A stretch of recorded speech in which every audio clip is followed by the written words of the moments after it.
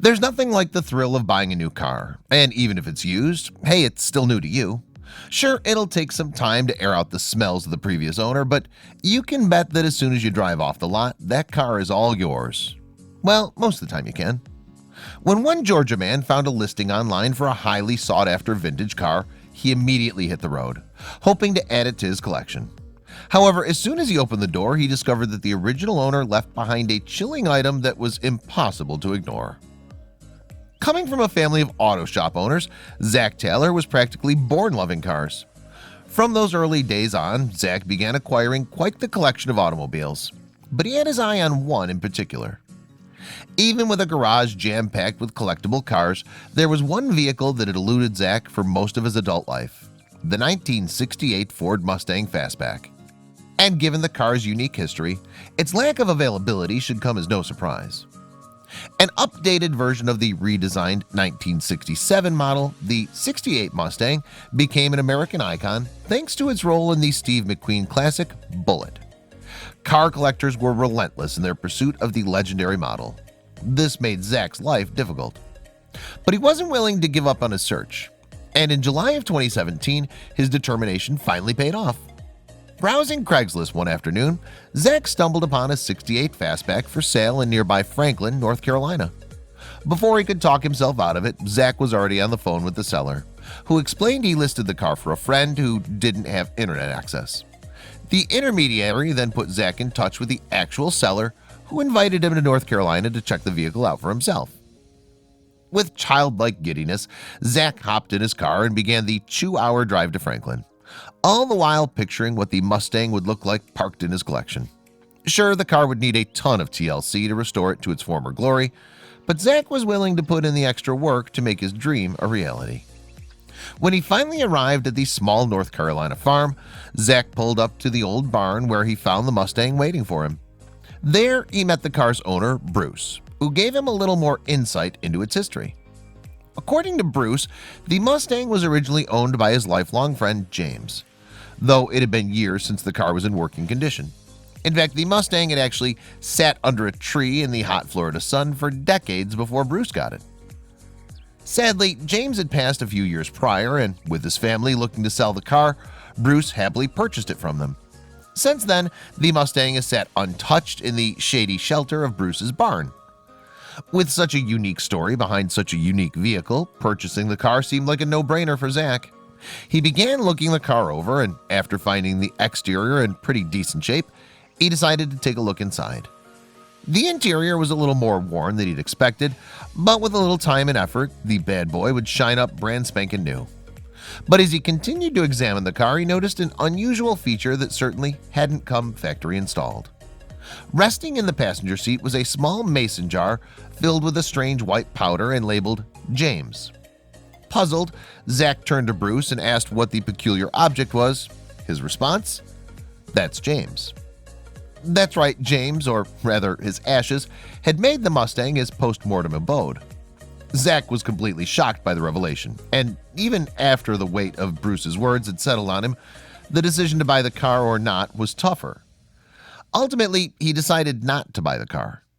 Believing this 68 Fastback to be a lost cause, Zack resumed his search, though the very next morning Bruce rang him and casually spoke about his friendship with James. Over the next year, Bruce called Zack between 30 and 50 times to discuss the topic of his former best friend. Zack was a good sport about the whole thing, and by the time he received his last call from Bruce, he felt as if he had known James his entire life.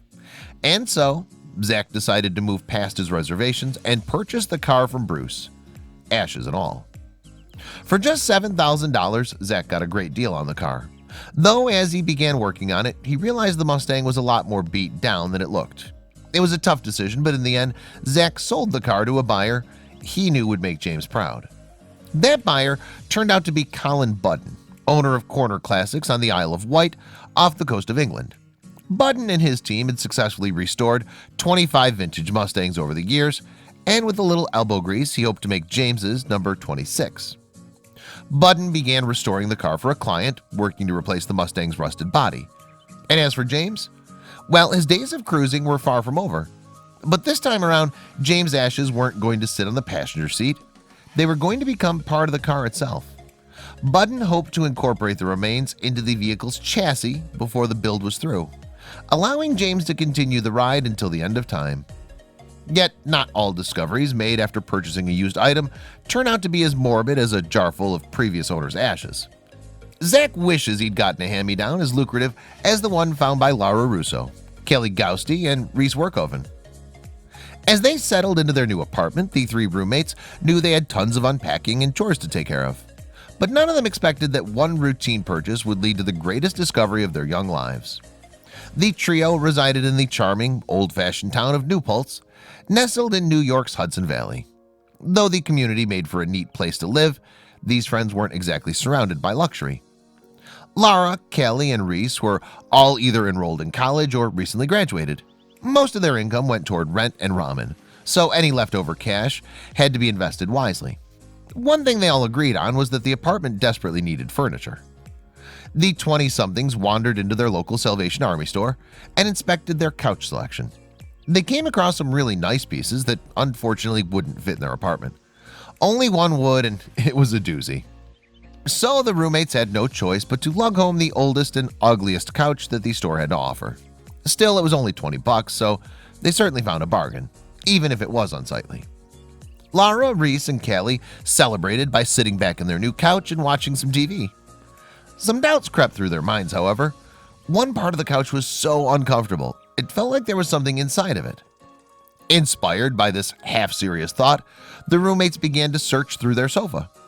Most of its sections simply proved to be lumpy and misshapen. But then Reese froze. He'd found a thick envelope in one of the pillows.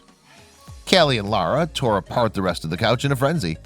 Within a few seconds, they located a second envelope, and then another, and soon more. There were envelopes hiding throughout the couch. Their new sofa lay in pieces, but that didn't matter. The roommates now had a stack of mysterious packages begging to be opened. Each of them peered inside one, but they had no idea how to react. Or as Reese later put it, I almost peed. Were they seeing things? Each package contained rolls of bills inches thick. Practically every denomination was stuffed in there, from ones up to hundreds. It would take the roommates a while to count it all up. It was a serious bundle. Lara, Kelly, and Reese both laughed and cried when they counted the bills.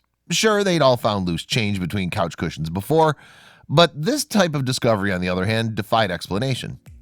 Altogether, the couch money added up to about $41,000. The roomies chattered about how much rent it would cover. Reese mentioned buying his mom a car. Unfortunately, they discovered one final object that threatened to throw a wrench into their plans. A separate envelope, torn and battered as it was, held a bank deposit slip. The paper contained all sorts of personal information, including a full name, presumably the owner of all that cash. The trio had a true dilemma on their hands. Although the money would really help them out, the friends agreed the right thing to do would be to return it. But first they had to see if they could track down the owner. Hoping they weren't throwing away the windfall of a lifetime, the roommates shared the bank information with the Salvation Army. Against all odds, the charity managed to track down the original owners. There was no backing out now. The next day, the New Paltzers drove out to the provided address. When they finally arrived, nobody liked what they saw. The house was totally run down. Multiple beware of dog signs hung on the fence. Who, the kids wondered, were they about to get involved with? Much to their relief, an old woman opened the door and welcomed them inside. She spent most of her days alone, as her husband passed away and she retired from her florist shop. She claimed the money was hers, but she'd completely forgotten it was in the couch. Seeing her young visitors scratch their heads, she explained she grew up in a time when people couldn't trust banks. Instead of putting their life savings in an account, she and her husband stuffed their nest egg into the furniture until their kids donated it. In that moment, the roommates understood the pile of cash wasn't theirs to take. They returned the money to the elderly woman, who thanked them profusely. She felt so grateful, in fact, that she sprung a surprise on them. She allowed the roommates to keep $1,000 as a finder's fee. Though it paled in comparison to the total fortune, a cool grand wasn't a bad return on a $20 purchase. Naturally, they got to keep the sofa as well. But were they upset? Lara, Kelly, and Reese insist their true reward was returning the retirement savings to the rightful owner. Most others would have spent all that cash or failed to find it at all, but these pals could rest easy, literally and figuratively, knowing they did the right thing. These friends aren't the only people who found something unexpected at a thrift store. Those who bought these items didn't realize at first just how much they were really worth, but when they did, it was life-changing.